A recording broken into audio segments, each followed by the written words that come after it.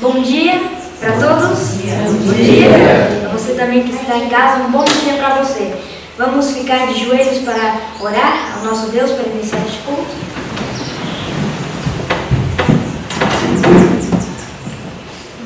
Oremos. Pai amado, te agradecemos por mais um dia, Senhor, que o Senhor nos trouxe à vida. Amém. Te agradecemos porque estamos aqui neste lugar para iniciar este culto, para recapitularmos o que estudamos nesta madrugada. Eu peço que neste dia, neste primeiro dia da semana, o Senhor nos abençoe e esteja conosco. Que esta semana possa ser muito boa e que nós possamos ser uma bênção para os outros. Que o Senhor nos abençoe, em nome de Jesus. Amém. Amém.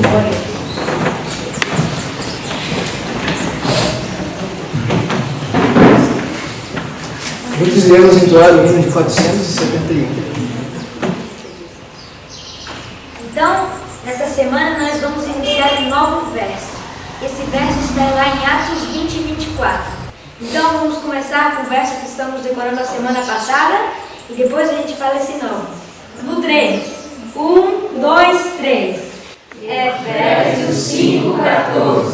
Por isso diz: desperta tu que dormes, levanta-te dentre os mortos, e Cristo te esclarecerá. Efésios 5,14. Atos 20 e 24. Mas de nada faz questão, nem tenho a minha vida por preciosa, contanto que cumpra com alegria a minha carreira e o ministério que recebi do Senhor Jesus, para dar testemunho do Evangelho da graça de Deus. Atos 20 e 24. Atos 20 e 24. Mas de nada faço questão, nem tenho a minha vida por preciosa, contanto que cumpra com alegria a minha carreira e o ministério que recebi do Senhor Jesus, para dar testemunho do Evangelho da graça de Deus. Atos 20 e 24. Atos 20 e 24. Mas de nada faço questão, nem tenho a minha vida por preciosa, contanto que cumpra com alegria a minha carreira e o ministério que recebi do Senhor Jesus, para dar testemunho do Evangelho da graça de Deus. Atos 20 e 24. Bom dia, irmãos. Bom dia. Que a graça e a paz do nosso Senhor Jesus seja com cada um de nós. Um bom dia para você que também está em casa. Estamos muito felizes por mais um dia receber você junto conosco, para podermos estudar, fazermos o estudo e a recapitulação do que nós acabamos de aprender pela manhã. Sejam todos bem-vindos e que a paz do nosso Senhor Jesus possa nos ajudar, não somente a sentirmos o amor dele tocando em nosso coração, mas que o Espírito Santo de Deus também possa nos orientar e nos exortar, mostrando o que ele quer nos passar por meio dessa mensagem.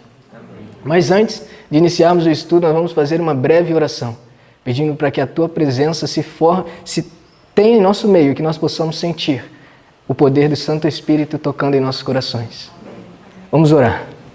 Querido Jesus, que privilégio mais um dia podermos estar aqui juntos, podendo recapitular a mensagem que o Senhor nos passou. E para os que estão em casa também, que vão estudar a Tua Palavra, que o Senhor possa os ajudar para que eles possam compreendê-la de acordo com a Tua vontade. Te agradecemos por tudo que o Senhor já tem feito por nós e por tudo que ainda vais fazer. Em nome do Teu Filho amado Jesus. Amém. E amém. Nós vamos abrir a palavra de nosso Senhor Jesus no livro de Gênesis, no capítulo 10, no capítulo 8, para darmos início. Amém? Amém. Todos? Amém. Livro de Gênesis, capítulo 8, versículo 1, assim diz o Senhor: E Deus lembrou de Noé, de toda coisa vivente e de todo o gado que estava com ele na arca, e Deus fez um vento passar sobre a terra, e as águas se diminuíram. Também as fontes do abismo e as janelas do céu foram fechadas, e a chuva do céu foi contida, e as águas retornaram de sobre a terra continuamente. E após o fim dos 150 dias, as águas foram diminuídas. Que lindo, né? Todos. Na de vocês estão a palavra lembrou também? Esse termo, lembrou. E Deus lembrou de Noé e a arca, né? Na verdade, esse termo lembrou, a gente tende a pensar que lembrou, então quer dizer que Deus havia se esquecido? Não. O termo lembrou deriva-se do termo kairos, que significa no hebraico o tempo de Deus. O que isso nos dá a entender? Nos dá a entender que esses dias que foram passados lá naquela arca, os dias pelos quais foram muito sofrimento até, pois imagine vocês, vamos, me ajudem o tanto de animal que tinha dentro daquela arca. Tinha muitos animais. E todos eles eram cheirosos? Eu acho que não. nem todos. Na verdade, o odor que estava dentro daquela arca era muito grande, e cheirava tudo muito mal. E imagino vocês, a ansiedade que tinha no coração daqueles de Noé e sua família. Loucos querendo sair para fora novamente, querendo novamente viver e ter a oportunidade de fazer o que eles faziam antes, mas ainda não havia chegado o tempo de Deus. Então vamos substituir, ao invés de falar lembrou-se Deus de Noé, vamos falar assim, e Deus no seu tempo lembrou-se de Noé. Não fica mais bonita, né? Quando nós paramos de pensar que Deus simplesmente está se esquecendo de nós e passamos a imaginar e a colocar em prática de que Deus, Ele nunca se esqueceu de nós, mas que está esperando o tempo certo para agir em nossas vidas, tudo se torna mais bonito. E até as provações se tornam melhores. E nós podemos tirar grandes lições com relação a isso. Esse é um dos primeiros pontos que podemos tirar desse capítulo que nós lemos hoje. E mais logo à frente, no capítulo 9, vem dizendo o quê? Olha que bonito também. E Deus abençoou Noé e seus filhos e lhes disse, capítulo 9, versículo 1. E Deus abençoou Noé e seus filhos e lhes disse, sede frutíferos e multiplicai-vos e enchei a terra. Primeiro Deus fez o quê? Se lembrou. E depois Ele fez o quê? Abençoou. Deus, Ele espera o tempo certo para que a sua bênção possa ser derramada sobre nós. Ele sempre tem o tempo, o momento, a hora para agir em nossas vidas. Independente de qual seja o nosso tempo. Nós precisamos deixar com que Ele cumpra a vontade dEle no tempo dEle. E está aí uma das maiores dificuldades da humanidade. Esperar. Nós temos a tendência própria de querer tudo no nosso tempo. Reparemos em uma coisa, tudo que é rápido em nossos tempos hoje vale muito dinheiro. Vamos observar um carro. O carro mais caro do mundo, ele atinge a velocidade de mais de 200 km por hora em menos de segundos. E é o mais valioso.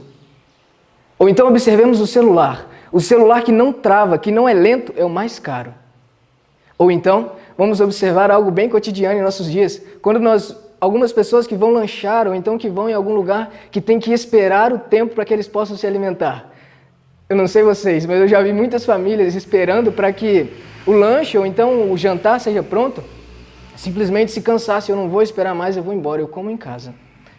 Muitas vezes, nós simplesmente queremos tudo em nosso tempo, e o fato de esperar é algo angustiante para o coração humano, e uma das maiores dificuldades predominantes em nossos dias. E um fato básico disso é o primeiro carro criado no mundo. Uma pessoa a pé conseguiria passar por ele. Se nós não se preocupássemos com evolução, com tempo, com rapidez, simplesmente não iríamos evoluir. Nós continuaríamos tendo um carro bem lentinho passando pela rua, sem se importar com a velocidade. Mas nós nos importamos. O tempo é algo importante e valioso para nós. Mas acima de tudo, nós como cristãos, nós precisamos compreender de que o tempo de Deus é mais valioso do que a nossa própria vontade. E isso também nos é passado, por intermédio dessa palavra, que Deus vem dizendo que para Ele dar a sua bênção, Ele precisa esperar o tempo dEle. E o tempo dEle é o melhor para que tudo aconteça. Amém? E ainda não acabou, continua. Reparemos no capítulo 10 que vem dizendo, ora, estas são as gerações dos filhos de Noé, Sem, Cã e Javé. E eles nasceram filhos depois do dilúvio. Olha que incrível. Primeiro, vamos de novo. Primeiro Deus se lembrou, depois Deus abençoou e depois se multiplicou. No tempo de Deus, as coisas vão acontecer no tempo certo. No tempo de Deus, a bênção vai ser maior. No tempo de Deus, Tudo vai acontecer de acordo com o que é melhor para ele e de acordo com o que é melhor para nós também. Eles esperaram o tempo certo. As bênçãos vieram. Novamente, o mundo estava se povoando. Tudo estava começando de novo. E eles estavam tendo a oportunidade de recomeço. E a gente vai poder se aprofundar nesse assunto um pouco mais. Mas não mais comigo, com a professora Maísa, que ela vai estar passando os detalhes de todos esses acontecimentos que foram no momento, depois do dilúvio. E eu espero que vocês possam extrair essas bênçãos para as suas vidas. E que, acima de tudo, nós possamos esperar o tempo de Deus para que as bênçãos possam ser multiplicadas. Amém? Amém. Amém. Muito obrigada, Pedro. Deus lhe abençoe, viu? Muito obrigada pela participação e por nos ensinar. Muito obrigada. Bom dia para você, louvado seja o nome de Deus. Eu estou muito feliz, muito agradecida nessa manhã cheia de luz lá fora, o sol do Senhor que está ali nos abençoando, trazendo para nós renovação na natureza. Louvado seja o nome de Deus. E você, como está? Como é que está a sua vida? Como é que foi o seu sábado? Como você iniciou a semana? Conseguiu retirar toda a raiz de amargura? O sábado é feito para isso também, para nos renovar as nossas emoções, os nossos sentimentos e trazer para nós o alento de Deus, uma nova vida, restauração. Temos que recomeçar toda semana, tá bem? Com novos planos, com novos objetivos. E hoje nós vamos estudar uma coisa muito interessante, como foi depois do dilúvio. Não antes de fazer com você uma recapitulação. Eu preciso, antes de qualquer coisa, mostrar para você essas coisas aqui, ó. Tá vendo esse livro? O Mundo Já Foi Melhor? Este livro é de uma publicadora muito interessante, Casa Publicadora Brasileira. Eu preciso te mostrar isso, porque como é importante, ó, Casa Publicadora Brasileira, como é bom nós termos material de fonte confiável.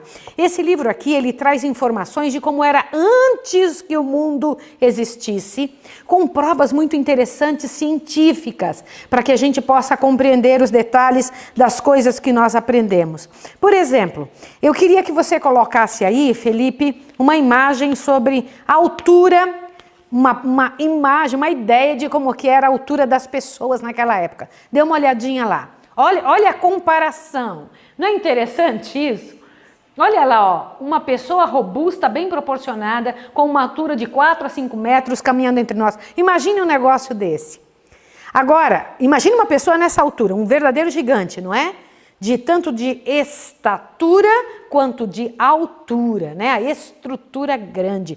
Mas eu queria comentar com vocês. Agora, imagine que estranho se um de nós estivéssemos lá. Seríamos o quê? Anões, né? Olha que pequenininhos que seríamos. Nós não temos ideia do quão pequenos somos, tá bem? Isso é muito engraçado. Agora dê uma olhadinha sobre os animais que haviam naquela época. Dê uma observada agora, o Felipe vai colocar uma imagem aí, eu não lembro todas as imagens que eu te mandei, Felipe, mas essa imagem de um dinossauro, olha lá, dê uma olhada para você ver em comparação com as alturas que temos hoje. Olha, dê uma observada. Aparentemente, possuir uma grande estatura naquela época parecia ser uma vantagem para sobreviver no princípio. Ainda com essa imagem, eu quero comentar um detalhe para você sobre os animais antediluvianos. Ouçam isso, ó. Nos tempos pré-diluvianos, haviam libélulas. Você sabe o que é uma libélula? Sabe aquele bichinho que pousa na água? Te assusta agora, presta atenção. Nos tempos pré-diluvianos, havia libélulas cujas asas abertas mediam 78 centímetros. Quanto é 78 centímetros? Certo? Por aí, não é isso? Com as asas abertas. Agora te assuste. Olha bem, e borboletas, gente, eu amo borboletas, e borboletas com 70 centímetros de envergadura aproximadamente. Um réptil voador chamado Pteranodonte tinha o tamanho de um avião pequeno. Suas asas estendidas mediam cerca de 9 metros. Entre os répteis havia também o diplodoco de 29 metros e o braquiossauro de 27 metros e o brontossauro de 22 metros de comprimento aproximadamente. É grande ou não? E eu queria que vocês pensassem sobre isso, para vocês verem como nós evoluímos, né? Olha só, após o dilúvio, havia um abutre cujas asas estendidas mediam 4 metros. Vocês sabiam que vários animais foram extintos? Sabiam ou não? Vários animais. Existem animais que hoje, mais ou menos 100 anos atrás, ainda existiam. Agora não. E nós estamos numa época de extinção. O ser humano faz isso, o ser humano acaba com tudo. Te assusta agora o que você vai ouvir. O avestruz elefante tinha 4 metros de altura e podia facilmente erguer um cavalo pequeno e devorá-lo se quisesse. Gente, nós vivemos num mundo pícnico. Num mundo pequenininho hoje. Avante, observem isso. Por ocasião do descobrimento da Nova Zelândia, a moa, a ave extinta atualmente, media 3 metros de altura e pesava 230 quilos aproximadamente. Puxa vida, gente, quando a Nova Zelândia foi descoberta, não faz muito tempo assim, tá? Avante agora. As espécies de menor estatura do passado mediam 4 metros de altura, mas não eram tão pesadas como a ave elefante. Entre os mamíferos havia um cordeiro de cerca de 2 metros de altura, com chifres perfilados, medindo 2 metros aproximadamente. Gente, o mundo já foi muito diferente. Na verdade, nós não entendemos praticamente nada sobre nada. Aliás, eu aconselho você e faço referência a esse livro como sendo algo interessante para que você leia e possa descobrir como o mundo que hoje você vive já foi melhor. Outro que eu gostaria que você observasse, que para mim é uma pérola tremenda, Vida e Tempos do Velho Testamento. Esse livro também da Casa Publicadora Brasileira, aliás, os livros da Casa Publicadora Brasileira são uma bênção, viu? São livros muito bons. Aqui está, Casa Publicadora Brasileira, um material muito bom. E aqui eu encontrei uma quantidade de informações tremendas. É um livro que também está extinto, mas você ainda pode ter dentro da internet, tá bem? Não foi reeditado, tá? E eu vou agora recapitular com você algumas coisas, para que você se lembre do que nós estudamos. Nós estudamos desde a criação e vamos parar amanhã na Torre de Babel para dar início no segundo módulo. A Bíblia ela foi feita em módulos, em partes diferentes. O primeiro conteúdo, o segundo e terceiro. Nesse primeiro conteúdo vai da criação ou da entrada do pecado até a Torre de Babel. Este é um módulo. De Abraão em diante é outro módulo, entendeu? E nós vamos estudar sobre isso. Eu estou querendo que chegue muito o dia de falar sobre Abraão, que será depois de amanhã, porque tem informações tremendas. Então nós estudamos sobre as características de Lúcifer, como era a divindade, de que maneira que foi essa guerra no céu. Nós estudamos Deus e os anjos. Você se lembra disso? Quando nós entendemos como é que a coisa acontece. Eu sei que num estudo pela manhã, num momento não dá para estudar tudo, mas você pode fazer deste estudo o início, a base, a estrutura para que você estude outras coisas. Como um estudo inicial e outros braços para que você possa ir compreendendo. Estudamos também como foi que aconteceu de Lúcifer a Satanás, que infelizmente ele tomou posicionamentos por escolha para agir errado. Nós estudamos quando Deus fez o mundo, como é que foi a estrutura desse planeta onde vivemos, a maneira como Deus trabalhou. O primeiro sábado que o Senhor Deus deu como presente de casamento para Adão e Eva. Já parou para pensar isso? Qual foi o presente que Deus deu a Adão e Eva de casamento? O sábado. Tá bom? Olha que presente interessante. A mesma coisa que Deus deu para todos. Aliás, eu preciso fazer você entender.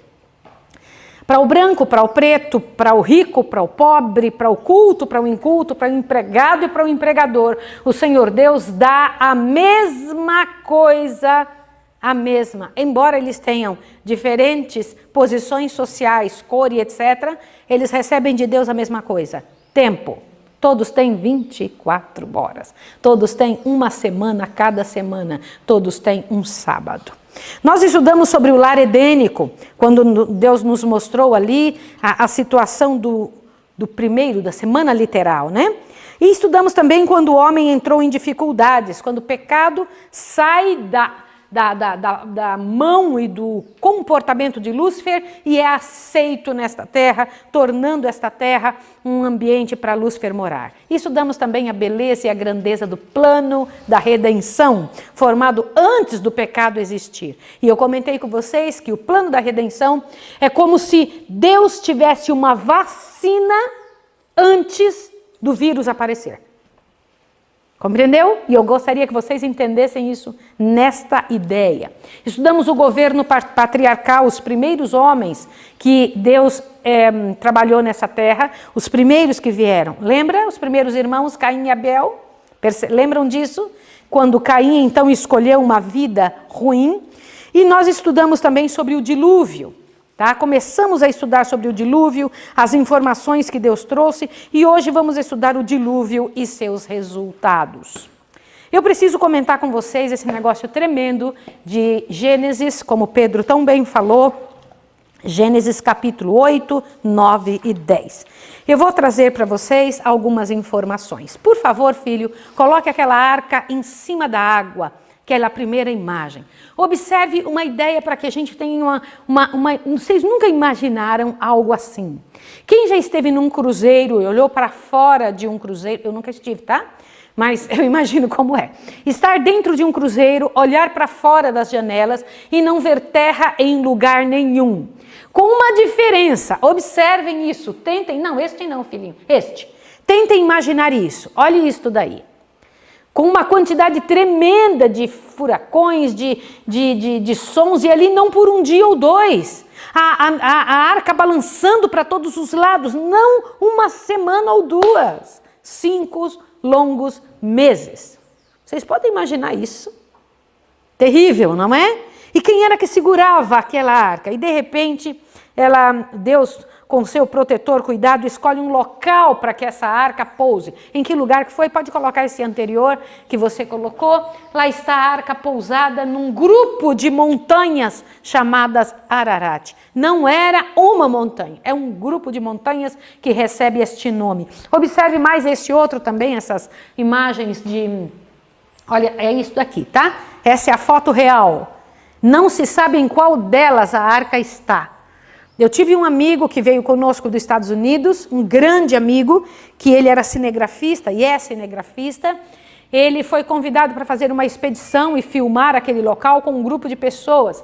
E ele subiu e ficou de vir aqui para dar para nós algumas informações de vários pedaços petrificados de cipreste que existe realmente nesse espaço, bem cheio de gelo. Para subir ali uma dificuldade tremenda, não se consegue subir em todas as montanhas, né? As expedições que são feitas para ir para lá. Vocês querem ir também? Querem ir para lá ou não? Querem? Eu gostaria muito de ir se eu tivesse condição. Mas é uma oportunidade. Aliás, eu quero comentar com vocês que estão em casa, que eu tenho orado a Deus para que toda a escola de profetas possa ir no segundo semestre desse ano em Jerusalém, fazer uma expedição conosco, desde o Egito até o local onde Jesus Cristo foi crucificado. Eu gostaria de fazer isso com toda a escola de profetas, para que a gente possa subir e ver esse local como uma viagem cultural, né? Para que a gente possa compreender toda a passagem do povo de Deus, aonde eles andaram, como foi, em que lugar que é. Você pode dizer, mas isso é muito caro. Depende o dinheiro que seu pai tem, não é? E eu quero dizer para vocês que eu não tenho um conto furado para nada, mas eu vivo aqui há 12 anos sem ter salário e sustentando uma quantidade de pessoas com uma alegria imensa. Depende do tamanho do bolso do seu pai. Você tem que falar com ele, pedir para ele e Deus pode conceder. Já pensou o Senhor Deus nos dá a chance de fretar um avião com tudo que é aluno da escola de profetas e a gente ir embora, pela graça e poder de Deus, fazer uma viagem deste tamanho, não para nosso deleite, mas para conhecer em loco estes espaços? Eu gostaria muito. Você gostaria de fazer isso? Pois então, pela graça e poder de Deus, vai acontecer. Segundo semestre, tem um grupo de pessoas, um pastor chamado Dr. Alexandre, que está organizando uma viagem, onde eu vou ser a pregadora dessa viagem, e ele então vai levar um grupo de pessoas. Que Deus ajude, que vão nossos alunos todos, será no segundo semestre desse ano, pela graça e poder de Jesus, se o Senhor quiser, tá bem? Então veja que interessante, este é o espaço onde em algum lugar estão os resquícios da arca que conteve nossa família. Já parou para pensar que Noé, seus filhos são nossa família? São. Toda vez que eu leio a Bíblia, eu não estou lendo só a história de algumas pessoas, eu estou lendo sobre os meus antepassados. Sim ou não? Minha família, louvado seja o nome de Deus. Um detalhe interessante sobre isso, assim que eles soltaram, você lembra que Noé soltou primeiro o corvo, depois ele soltou pomba, depois a pomba que soltou não voltou mais, lembra disso? E depois ele olhou para fora, tinha secado toda a terra, mas aí ele saiu correndo dizendo, ô bavo, não foi isso? Não, o que ele fez? Ele esperou Deus mandar ele sair. Aquele que tinha mandado ele entrar, ele tinha que esperar que ele saísse. E quando saiu, qual foi a primeira coisa? O altar. A primeira coisa que ele fez. E eu quero dizer para você que é isso que Deus espera de nós. Que de modo semelhante, nós devemos, o nosso primeiro cuidado, render nossas ofertas voluntárias a Deus. Com a quantidade de animaizinhos que ele tinha, ele podia pensar assim, não, eu tenho que guardar isso para o meu futuro. Olha só a desolação que está esse mundo, porque a terra agora era horrível, cheio de corpos em cima, uma coisa tenebrosa, não era isso? E o Senhor Deus, então, você podia dizer, não, Deus vai entender se eu segurar isso para mim. Não, ele pegou do melhor que ele tinha e levou para Deus, confiando ao Senhor. E é assim que nós temos que fazer. Quando um benefício vem em nossa mão, qual é o primeiro pensamento que a gente tem que ter? O nosso Deus. Isto é um ensinamento para que você entenda alguns estudos que vamos ter daqui a pouco. Daqui a pouco nós vamos ter que entender por que a questão que Deus... Como é que ele trabalha com aquilo que coloca em nossa mão?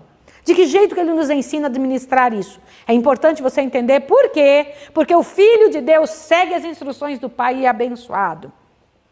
Aí olha só que interessante. O primeiro ato dele foi construir um altar ao Senhor. Segunda coisa interessante que nós vemos no estudo de hoje é que o Senhor Deus colocou um arco sobre a nuvem. Lembra disso ou não? Para quê? Para lembrar ao homem. O interessante é que a gente pensa, né? Para Deus, toda vez que violou, eu não posso terminar a terra com água. É isso que acontece? Não, é para lembrar o homem que Deus fez um concerto, não só com Noé, mas com a humanidade. Deus fez um concerto de bênção com a humanidade. Nunca mais eu vou terminar a terra com água. Isso me enche o coração. Quando a gente vê o arco-íris ali, a gente olha e fala, bendito seja o nome do Senhor. Gente, eu não tenho um dia que eu não vejo o arco-íris, que eu não corra igual criança de novo para ficar olhando, porque eu sei que é bem pouquinho tempo, né? Mas existe um arco-íris que não some nunca. Aonde está o arco-íris? Ao redor do trono do meu Pai, do seu Pai, tem um arco-íris tremendo, glorioso. E nós vamos estudar neste ano ainda, junto com você, que este arco-íris, que esta glória do trono de Deus, o que rodeia a cabeça de Jesus, vai estar como um elo imenso ao redor dos filhos de Deus nos últimos dias. Louvado seja o nome do Senhor. Outro detalhe, você sabe que Deus fala conosco na nossa linguagem? Que Deus chega onde a gente está e fala conosco de maneira que a gente possa entender, por isso que ele trabalha desta forma. É assim que Deus faz. Eu quero ler um pedacinho sobre a parte que você encontra aí no céu, uma semelhança de arco-íris rodeia o trono, ache isso.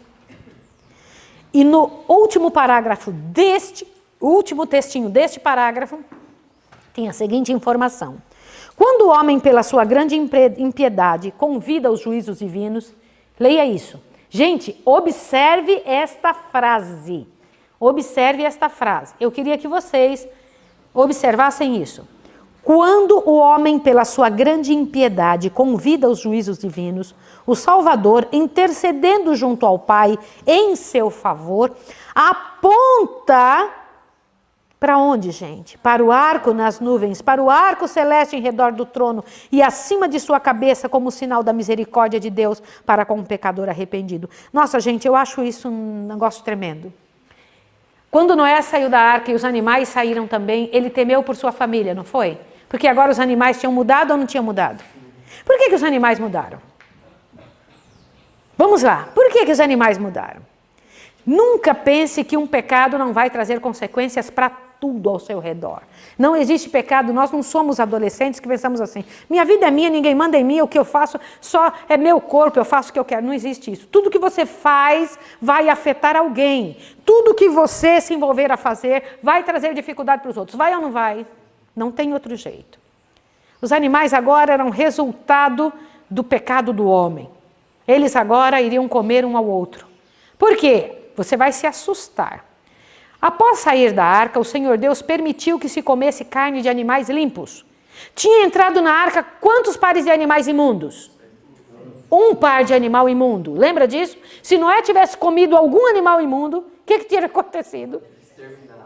não teria nascido nenhum outro, porque comer um, digamos que ele inventou assim, eu vou comer uma carninha de porco. Porco é imundo, segundo Deus, tá?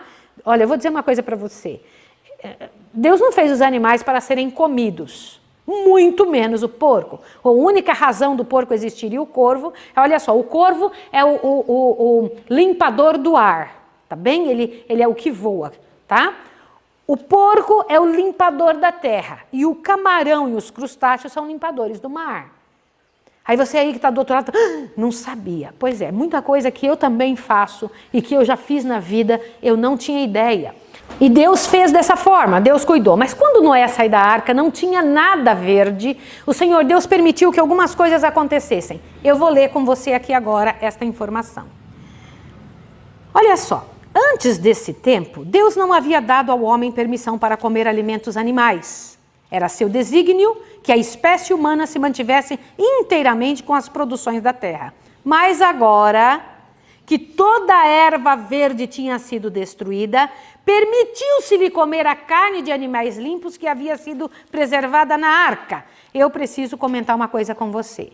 Se Deus permitiu porque não tinha erva verde, quando a erva verde apareceu de novo, qual seria naturalmente e logicamente a posição do homem? Não comer. Agora imagine os seres humanos correndo atrás dos animaizinhos, que até então não tinham sido feitos para comer, que quem comia esses animais eram os malvados antes do dilúvio. Lembra disso? Agora imagine o pessoal correndo atrás deles para dar uma paulada no bichinho para comer. Gente, não parece um negócio terrível? Eu me lembro que aqui nós temos um lago, né? E o lago cheio de peixinhos, e a gente vai lá jogar comidinha para os peixinhos. Eu me lembro que estava jogando comidinha um dia, e uma pessoa visitante estava aqui. Na hora que entrou, falou, isso dá uma fritada numa frigideira. Eu fiquei tão desesperado, eu lembrei, minha mãe, que maldade, bichinho, tadinho. Os bichinhos, eles temem a gente, eles nos temem, porque nós somos maus, eles acostumaram com esse tipo de atitude. E eles aprenderam a fazer o quê? Comer uns aos outros. Você não tem ideia como a tua atitude e a minha atitude pode estragar tudo. E Noé começou a temer por sua vida. Esses animais aí vão comer toda a minha família. E ele correu para Deus, não foi isso? Gente, assim que eles saíram da arca, o mundo era um vasto cemitério. Cheio de corpos podres, uma coisa, devia ser um lugar fétido e horrível. O que Deus fez? A palavra de Deus diz que um vento forte, o Senhor Deus fez um vento passar e jogar por sobre toda a estrutura da terra, uma quantidade muito grande de terra, e montanhas inteiras foram colocadas na época do dilúvio em cima dos lugares mais impiedosos do mundo. Onde existe uma montanha mais alta, é onde ali embaixo era mais impiedoso do que qualquer lugar. E todo o ouro e pedras preciosas que haviam também foi enterrado. E outro detalhe importantíssimo para você entender. Os corpos em grande quantidade, as madeiras, todo o material orgânico que foi enterrado nessa ocasião, se transformou em petróleo. Dentro da terra, então, havia água antes do dilúvio. Lembra disso? Vocês leram isso hoje? Então, olha só que legal, né? Oi? Sim, é verdade, é muito bem lembrado. Antes havia água, diz, as profundidades da terra são o arsenal do Senhor, de onde foram retiradas as armas empregadas na destruição do mundo antigo. Quais foram as armas da destruição do mundo antigo? Água. E o que é que Deus tem agora reservado dentro do planeta, que é o resultado do dilúvio? Fogo, porque aquele material orgânico que se transformou em óleo, em petróleo, que hoje a gente usa aí para fazer os carros funcionarem. Olha como nós somos involuídos, né? No céu não se usa petróleo, não vai ter nunca mais. O que se usa? O poder de Deus, viu? Um anjo não voa porque tem asas. Você sabe disso ou não? Um anjo não voa porque tem asas. A nossa ideia de que um anjo precisa de asas para voar é porque a gente vê os passarinhos. A gente pensa que sem asa, quando a gente corta as asinhas, porque a gente não quer que voe dos bichinhos, coitadinhos, aí eles não voam. Mas um anjo não precisa de asa. Agora imagine se o coitado do anjo tivesse que voar do céu até aqui por causa das asas dele. Quantos anos o bichinho ia demorar para conseguir chegar aonde?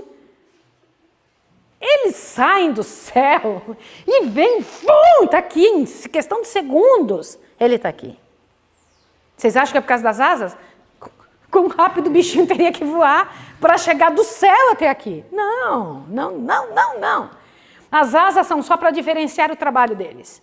Eles voam pelo poder de Deus. Nós voaremos pelo poder de Deus. Entendeu isso? Sem petróleo, sem nada. Agora veja que coisa interessante. Eu quero comentar com vocês um negócio muito interessante do finalzinho do parágrafo que começa: a superfície toda da terra ficou transformada com o dilúvio. Agora imagine quem viu a terra antes de entrar na arca e quem vê a terra depois que entrar na arca. Que coisa tenebrosa que deve ter sido. Deve ter sido horrível, horrível, horrível. Uma terra que era linda e bela, agora um negócio tenebroso. Amanhã eu vou trazer umas fotos para vocês de sequoias gigantes. Quantos de vocês já ouviram falar disso? São reminiscências da época do dilúvio. Eu tive a oportunidade de ir lá, eu fui pregar na Califórnia, e aí eu vivia orando a vida toda. Eu quero comentar uma coisa com você, que você tem que aprender a pedir para o seu pai as coisas. Aprenda a pedir para o Senhor. Diga: Pai, me dá isso. Eu tinha muita vontade de ver as sequoias, e eu pedi ao Senhor: Senhor, eu quero ver as sequoias, eu quero ver as sequoias. Eu já preciso dizer a você que todas as viagens que eu fiz pelo mundo para pregar a mensagem do Senhor, eu nunca paguei um conto. Primeiro, porque eu não tenho. Segundo, porque quando o Senhor Deus chama a gente, Ele paga a nossa estadia, Ele paga a nossa viagem. E eu fui chamada a pregar na Califórnia, cheguei lá, e eu sei que na Califórnia que tem as sequoias, um dos lugares onde tem sequoias é ali. E eu já tinha pedido a Deus: Senhor, me dá uma chance de um dia ver. Quando foi depois da tarde que eu tinha pregado, o pastor que nos chamou disse assim: Maísa, vamos ali dar uma volta, eu quero te mostrar um negócio. Eu falei assim: vamos. Ele falou assim: as sequoias. Eu me dei um susto assim: sequoias? Ele falou: é aqui do lado. Nós vamos aqui andar 10 minutos, tu vai ver tudo isso, tu vai andar no meio. Louvado seja Deus, lá estava eu no meio daquilo tudo. Reminiscências do dilúvio. O que aconteceu depois do dilúvio? Quando a grande quantidade de água foi passando pela terra. Imagine uma enchente. O que acontece com a terra? A estrutura, eu estou falando da terra mesmo. O que acontece com a terra? A água passando por ela. Vai abrindo sulcos na terra? Sim ou não? Abre sulcos, abre espaços. Grand Canyon é o resultado do dilúvio. Aqui no Brasil nós temos o Canyon de Chapada Diamantina, não tem?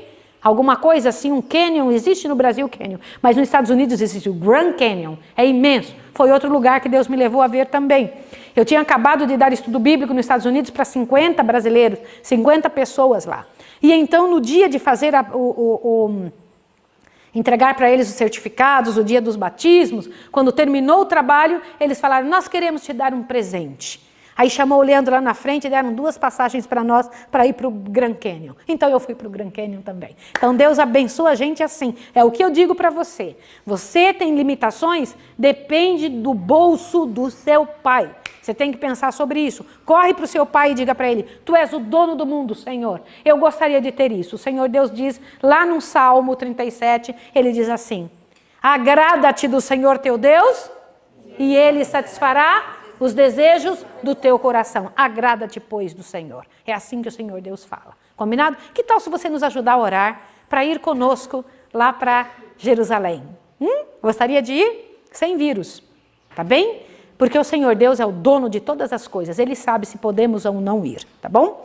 Então veja o que o Senhor Deus disse aqui. Começando a água a baixar, as colinas e montanhas ficaram rodeadas de um mar vasto, ameaçador. Todos os lugares estavam juncados de corpos de homens e animais. O Senhor não permitiria que esses ficassem a decompor-se e contaminar o ar. Fez, portanto, da terra um vasto cemitério. Fazendo, né? Um vento violento que fez soprar com o fim de enxugar as águas, removeu-os com grande força, levando mesmo em alguns casos os cumes das montanhas e amontoando árvores, pedras e terra em cima dos corpos dos mortos. Pelo mesmo meio a prata e o ouro e a madeira escolhida e as pedras preciosas que tinham enriquecido e adornado o mundo antes do dilúvio e que os habitantes haviam idolatrado, foram escondidos da vista e alcance dos homens, acumulando a ação violenta das águas, terra e pedra sobre esses tesouros, em alguns casos, tornando mesmo montanhas sobre eles. Agora veja essa parte que eu gostaria que você entendesse. Deus viu que quanto mais ele enriquecia e prosperava os homens pecadores, mais corrompiam seus caminhos diante dele. Você quer saber, quer conhecer uma pessoa? Dê a ele 3 coisas: poder, dinheiro, se for homem, mulher. Se for mulher, homem. Quer conhecer uma pessoa? Dê a ela essas 3 coisas. Quer conhecer um homem? Dê a ele poder, às vezes atrás de um volante, né? dinheiro e passe o sexo oposto na frente dele. Presta atenção nisso, tá bom? Olha lá. Os tesouros que os deviam ter levado a glorificar o generoso doador foram adorados, enquanto Deus foi desonrado e desprezado. Outro detalhe interessante. Assim como antes do dilúvio, o mundo foi acabado com água que vinha de cima e de baixo, no final da terra, o Senhor Deus também usará a mesma forma, será fogo de dentro da terra e fogo de fora da terra, da atmosfera que virá e acabará com os homens, né? E eu peço a Deus que pela sua misericórdia e pela sua bondade, o Senhor Deus no seu cuidado conosco, trabalhe com o nosso coração e nos converta de tal maneira que nós não venhamos a passar para as últimas situações tão terríveis, assim como passaram os antediluvianos por sua impiedade. Felipe, coloque para mim os outros detalhes que vocês precisam ver, algumas coisas que eu gostaria que vocês observassem. Olha aqui um negócio interessante, a tábua cronológica. Por favor, vocês podem tirar foto disso, os alunos que estão aqui na Escola de Profetas têm acesso a isso em cima da minha mesa. Mas vocês que estão em casa, vocês têm isso na tela. Essa outra parte, por favor, observe o próximo que ele vai passar. Aqui estão as famílias que vieram depois do dilúvio. Você pode muito bem olhar Gênesis 10 e falar, é só um nome após o outro. Não é. Você vai se assustar com o que está ali. De onde, para onde foram essas pessoas? Eu vou colocar um negócio aqui na lousa para que você entenda. Sofiazinha me ajuda. Primeiro foca lá em cima o nome dos descendentes de Sem, Cão e Jafé. Ela vai colocar. E agora eu vou mostrar uma coisa para vocês aqui. Olha que interessante. Aqui está o planeta Terra. Tá bom? Quando o homem entrou em dificuldade, o Senhor Deus permitiu que acontecesse o dilúvio. Então veja agora, aqui está o planeta Terra, esse desenho tão bem feito é o globo terrestre. E esse negocinho aqui é a Turquia, que hoje é a Turquia, tá bom? Mas dê uma olhadinha ali para mim, por favor, só para vocês verem, ali onde está a Turquia, perceberam nesse mapa? E lá, naquele lado, estão as montanhas do Ararat, tá vendo? Inclusive com a altitude que elas têm. Então são vários montes e num deles ali pousou o Senhor Deus, escolheu um espaço para que seu povo ali ficasse. Agora eu preciso mostrar uma coisa a vocês. Então a arca está aqui em cima de uma dessas montanhas, correto? Te assuste. Os filhos de Noé, Sem, Cão e Jafé, não foi isso? Presta atenção que eu vou te falar. Por que é importante saber Gênesis 10? Gênesis 10 mostra o nome de cada descendente, que povos que nasceram deles. Que povos nasceram do Sem, que ele é o pai dos semitas? Que povos nasceram de Cão? O pai dos canitas, dos cananitas. Que povo nasceu de Jafé? Dos jafetitas. Sem continuou aqui ao redor da arca. Olha o que eu vou te falar, a família de Sem foi crescendo, permaneceu ao redor da arca e foi fazendo suas tendas para este lado. Olha que coisa que você vai gostar de saber. Cão fez suas tendas com sua família para cá.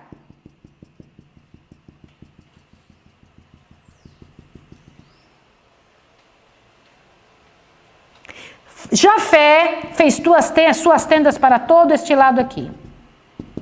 É o pai de todos estes povos. Interessante? Cão é o pai dos africanos. Sem é o pai de todo o povo do Oriente Médio que se estendeu para a Europa. Jafé é o pai dos asiáticos. Tá bem? E você? Vem de qual deles? Bora? Nós não somos, de forma alguma, olha o que eu vou te falar, destes continentes. Aqui nós temos 3 continentes claramente, 4 até, né? Então nós temos aqui toda a Ásia, né, junto com a Oceania. Nós temos aqui também a Europa e a África. Tá faltando o quê? Gente, eu sou excelente desenhista. Olha aqui, ó. Olha que negócio tenebroso, mas isso aqui são as Américas, tá bom? América do Norte, América Central e América do Sul. Nós estamos aqui, correto? Nós somos dessa parte americanos. Somos ou não somos? Tá? Nós somos sul-americanos, tá? Aqui estamos, aqui, ó, neste pedacinho, Pernambuco. Eu quero que você compreenda de onde vieram estes povos. Amanhã você vai saber. tá bom? Como foi que apareceu esse lado, se aqui é que estava a gente? De onde vieram esta parte aqui? Como é que vieram esta gente? Nós somos daqui, descendentes de quem? De que lado? Entende? Felipe coloca o resto das imagens aí para que a gente possa entender. O que mais? Acabou, filho? Acabou? Puxa, amanhã tem mais então. Felipe me disse que acabou. Então amanhã a gente tem mais. Estude, faça de tudo para você entender os detalhes agora. Nós vamos começar a estudar coisas tão interessantes, que são base poderosa para nós podermos compreender a vontade do Senhor e como Ele reorganizou a terra, depois que a terra todinha estava tendo problemas. Como Deus reorganizou a terra, como Ele cuidou de tudo, de onde foi que nós viemos, quem somos nós. Isso vai fazer para você uma diferença tremenda, tá bom? Eu quero convidar vocês a orarem junto com a Escola de Profetas. Vem, Tetê, essa é a menininha que vai orar conosco, tá bom? Então vamos lá. Põe a mãozinha, Tetê. Você vai agradecer a Deus, porque Deus cuidou de nós. Fale com você. Deus, obrigado. Nós falamos o culto. Amém. Bendito Deus, glorioso Senhor. Nós louvamos o teu nome, porque o Senhor preservou a família de Noé, Sem, Cão e Jafé. E eu sei, Senhor, que o Senhor fez isso, porque eles foram fiéis a ti. Noé era um homem justo em sua geração. Queremos a justiça de Cristo sobre a nossa vida. Cubra-nos com a justiça de Jesus. Queremos ser considerados justos nesta geração. Abençoa-nos e abençoa essa pessoa que está em casa, em nome de Jesus. Amém. Amém. Deus abençoe vocês. Deus abençoe vocês. Oi, amor.